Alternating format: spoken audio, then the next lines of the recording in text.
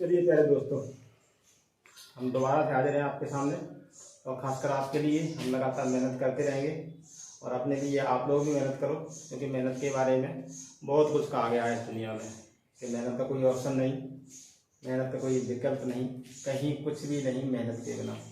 और एक बात किसी ने कहा भी है कि गुलामों जैसी मेहनत आपको राजा बनाएगी, गुलामों जैसी मेहनत आपको राजा बनाएगी, सपनों के महल आपके हकीकत में सजाएगी। इस बात का ध्यान रखो, इसलिए मेहनत करते रहो, खासकर पढ़ाई लिखाई में। वो मेहनत करने की आवश्यकता नहीं है कि जैसे आप समझ रहे हो कि हम उस मेहनत को कह रहे हैं जैसे मतलब मजदूरी करना, नहीं, मजदूरी नहीं करना, इसमें मजदूरी करना।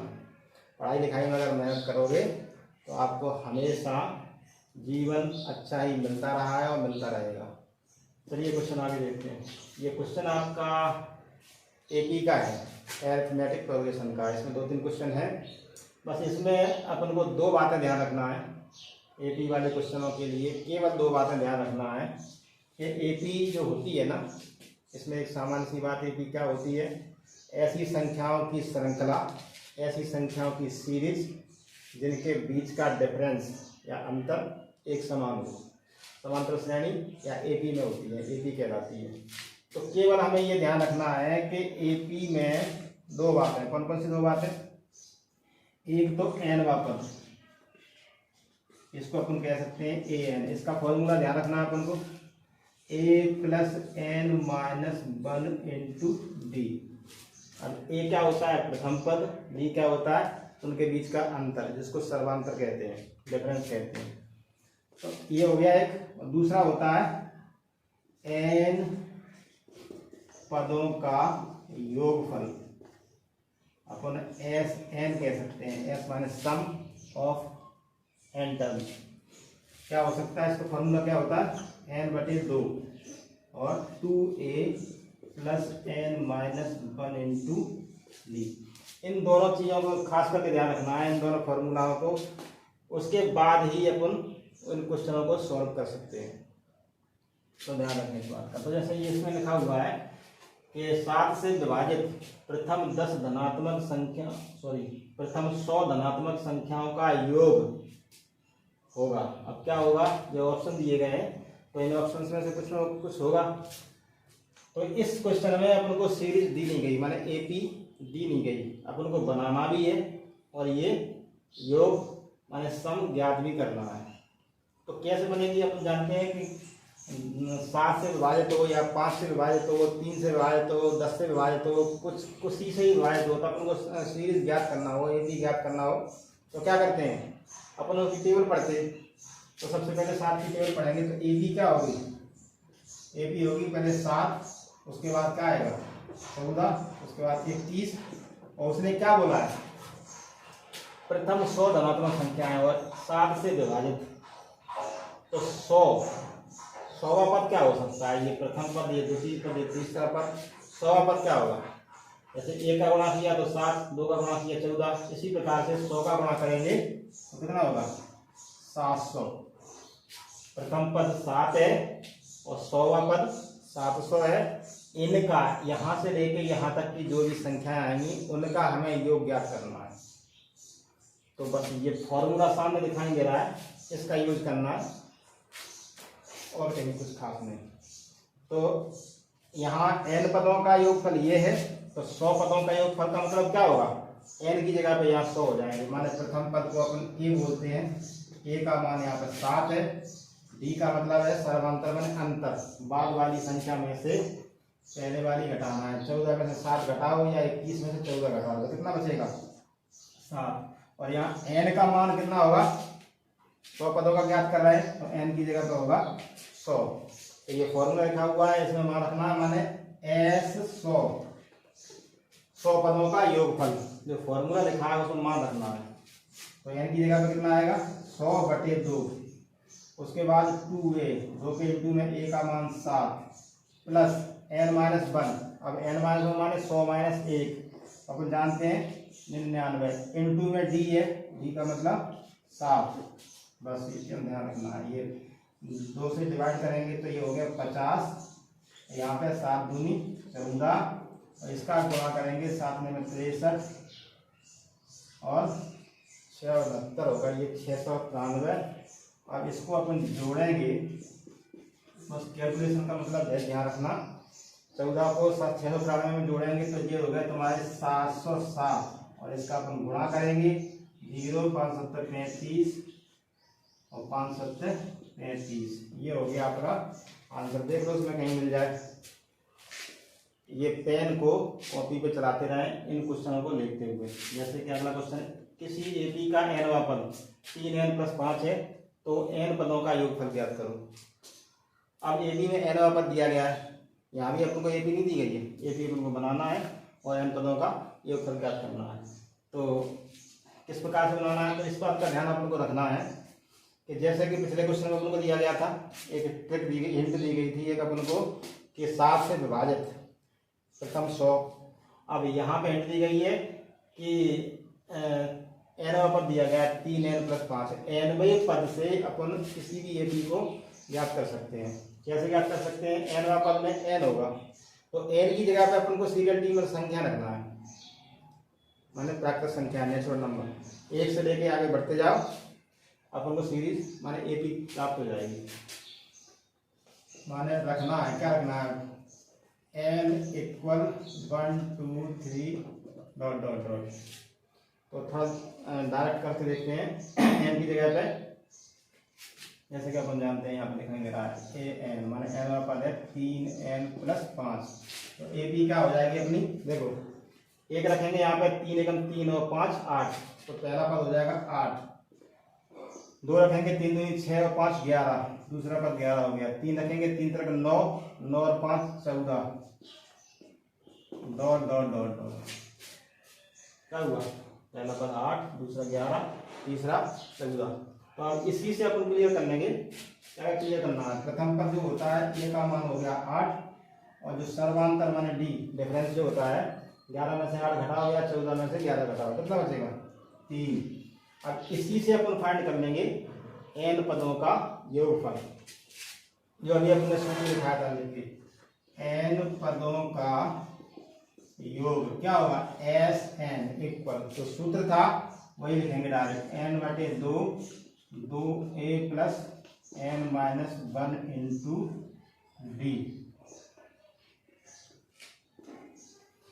तो n की जगह पे तो n रहेगा, a की जगह पे 8 रहेगा और d की जगह पे 3 रहेगा, बस इतना रखना।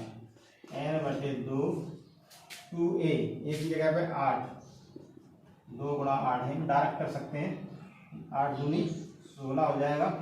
अब d की जगह पे यहाँ पे क्या रखना है, 3 रखना है, थोड़ा ध्यान रखना, 3 यहाँ पे आएंगे, 3 का इन दोनों में गुणा हो जाएगा, 3n - 3 एकम 3, ये हो गया। एक को लगा भाग, देखो 16 और माइनस के 3 n अकेले हैं तो इनको पहले लिख लो, 16 में से 3 घटाएंगे तो ये हो गए 13। अब इसका अंदर गुणा करना है, तो n का दोनों में गुणा हो जाएगा, और 2 है तो नीचे बटे में आ जाएंगे। n का यहाँ गुणा होगा 3n², n का यहाँ गुणा होगा 13n और 2 बटे में, ये हो गया आंसर। देख लो यहाँ पे कहीं मिल जाए, सी, ये हो गया अपना आंसर।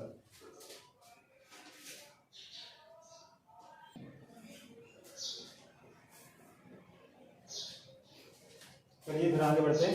एक और क्वेश्चन है अपना एपी में। एक एपी में n पदों का योगफल Sn = 2n² + 3n है, तो 16वां पद ज्ञात करो। मैंने ऑप्शन दिए गए, तो यहाँ पे तुम्हें योग माने सम दिया गया है n पदों का। हमें कोई भी पद ज्ञात करना हो, 16वां पद ज्ञात करना हो या 10वां पद ज्ञात करना हो, 20वां पद ज्ञात करना हो, तो अपन कर सकते हैं। पहले तो अपन ये देखें कि यहाँ भी अपन को एपी नहीं दी गई है, ध्यान इस बात का रखो। थोड़े से टफ क्वेश्चन जिस प्रकार से होते हैं वही क्वेश्चन बताने की हम कोशिश करते हैं। सिंपल क्वेश्चनों में ज़्यादा टाइम खराब नहीं करते, क्योंकि सिंपल क्वेश्चन ज़्यादातर अधिकतर बच्चे लोग और आप लोग कर लेते हो अधिकतर। तो थोड़ा सा जब इसमें कोई प्रॉब्लम सी ट्रिक सी होती है तो उसी को बताने की हम कोशिश करते हैं। तो यहाँ पे अपन को ये सम दिया गया है, योगफल दिया गया है, तो पहले तो अपन को वही काम करना है कि ए बी अपन को ज्ञात करना है, ए बी बना के दिखाना है, उसके बाद में अपन आगे बढ़ेंगे। तो ये जो सम है Sn इक्वल कितना दिया गया है, 2n² + के 3n, ये है अपना सम। तो इससे अपन कैसे ज्ञात करेंगे, ध्यान रखो इस बात का, ये n पदों का योगफल है। मान लीजिए n की जगह पे 1 रखें तो इसका मतलब क्या होगा, सम ऑफ वन टर्म्स, माने वन टर्म का सम क्या होगा, एक ही टर्म तो होगा, माने पहला टर्म हो जाएगा। तो यहाँ पे 1 रखना है, 1 रखेंगे तो यहाँ 1 रखेंगे, 1 का वर्ग 1, 2 एकम 2, यहाँ रखेंगे 3 एकम 3, 2 और 3 कितने हो गए 5। मतलब ये हुआ कि प्रथम पद या एक पद का योग 5 हो गया। इसी प्रकार से अपन इसको क्या कह सकते हैं कि पहला पद कहेंगे इसको, और आगे दो पदों का योगफल, n की जगह पर 2 रखेंगे तो 2 पदों का योगफल। अब यहाँ पर क्या होगा, n की जगह पर 2 रख दो तो 2 दूनी 4, दूनी 8 और 3 दूनी 6, 8 और 6 ये हो गए तुम्हारे 14। अब थोड़ा समझो, ये 2 पदों का योगफल है, इसका मतलब क्या हुआ, पहले और दूसरे पद का योगफल। तो मतलब क्या हुआ कि ये पहला पद है, इसको अगर इसमें से माइनस कर दें तो दूसरा पद बचेगा, कितना ध्यान रखना। उसके बाद में अगर 3 यहाँ पर रखोगे तो 3 पदों का योगफल, और 3 पदों के योगफल में से अगर 2 पदों का योगफल घटा देंगे तो तीसरा पद आ जाएगा। और हम ये बनता है तो अगर यहाँ रखें S3 बराबर 3, यहाँ 3 यहाँ रखेंगे, 3 तरह 9, 9 दूनी 18 हो जाएंगे, और 3 तरह 9, 18 9 कितने हो गए 27। तो यहाँ क्या हुआ,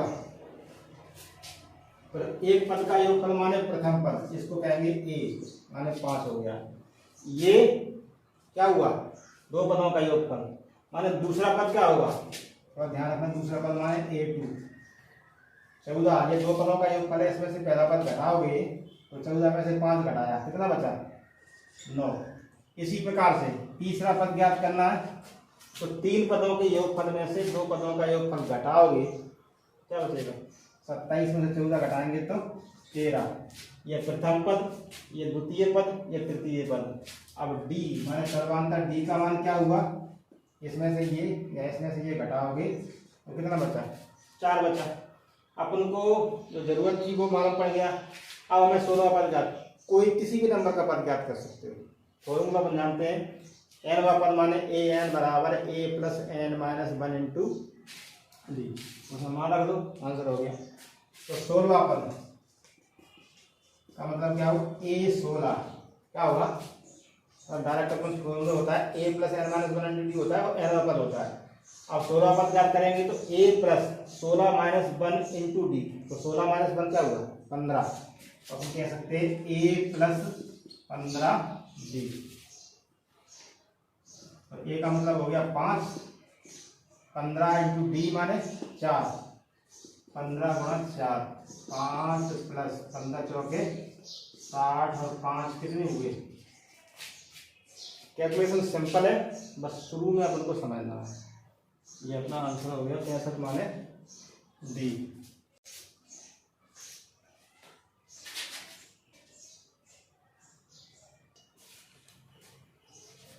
चलिए आगे बढ़े। अब ये क्वेश्चन अपना ऐसा है, जिन ऐसे क्वेश्चनों को हमें जीएस की तरह क्लियर होना चाहिए, छोटी छोटी बातों को क्लियर होना चाहिए, लेकिन कभी कभी कंफ्यूजन इसमें भी हो जाती है, क्योंकि हम समझते हैं अपने हिसाब से, लेकिन आपका अभी एक्सपीरियंस उतना नहीं है, इसलिए एक्सपीरियंस बढ़ाने के लिए जो हमने शुरू में कहा कि मेहनत करो। न्यूनतम भाज्य और न्यूनतम अभाज्य संख्याओं का महत्तम समावर्तक होगा, क्या होगा, ये ऑप्शन दिए गए। न्यूनतम भाज्य, न्यूनतम अभाज्य। न्यूनतम शब्द का मतलब ये समझना है, क्योंकि कभी कभी ये हिंदी के शब्द हैं वही तुम्हें कंफ्यूजन कर देते हैं। मतलब अपन ये कह सकते हैं अंग्रेजी में कहते हैं लोवेस्ट, माने कम से कम या छोटी से छोटी भाज्य और छोटी से छोटी अभाज्य संख्याओं का HCF ज्ञात करना। तो बस क्लियर ये रखना है कि क्लियर क्या होना है अपन को कि न्यूनतम भाज्य क्या होगी और न्यूनतम अभाज्य क्या होगी, बस, और इसमें कुछ नहीं है। न्यूनतम भाज्य और न्यूनतम अभाज्य, इनके बारे में क्लियर तो होना चाहिए। भाज्य का मतलब क्या होता है, थोड़ा सा हमें पहले बता चुके हैं हम। गुणनखंड की स्थिति आती है, गुणनखंड में क्या होते हैं, जैसे कोई भी संख्या एक से कट जाती है, कोई भी संख्या हो एक से कट जाती है, कोई भी संख्या खुद से कट जाती है। तो इसी बात पर आगे बढ़ते हैं, भाज्य हो चाहे अभाज्य हो, एक से और खुद से हर एक संख्या कट जाती है। Every number dividable by 1 and itself. अब आगे क्या होता है, जो संख्या किसी तीसरी संख्या से विभाजित हो जाती है तो वो तो होती है भाज्य, याद रखो। और किसी तीसरी से विभाजित नहीं होती है वो होती है अभाज्य। तो ध्यान इस बात को रखो कि जो अभाज्य संख्या होती है वो 2 से शुरुआत होती है, इस बात को जानना चाहिए, मालूम होना चाहिए। अब भाज्य क्या होती है, 2 और 3 ये अभाज्य होती है। तो इसके बाद आती है 4, ये होती है सबसे छोटी भाज्य संख्या। ये दोनों संख्या है, इसका अपन को महत्तम सामर्थ्य मैंने HCF ज्ञात करना है। तो ज्ञात करोगे तो HCF क्या होगा, अपन जानते हैं वह बड़ी से बड़ी संख्या जो दोनों को विभाजित कर दे। तो बड़ी से बड़ी संख्या कौन सी है इसमें, 2 है, ध्यान रखो, क्योंकि 2 से बड़ी कोई भी नहीं है जो इन दोनों को विभाजित करे।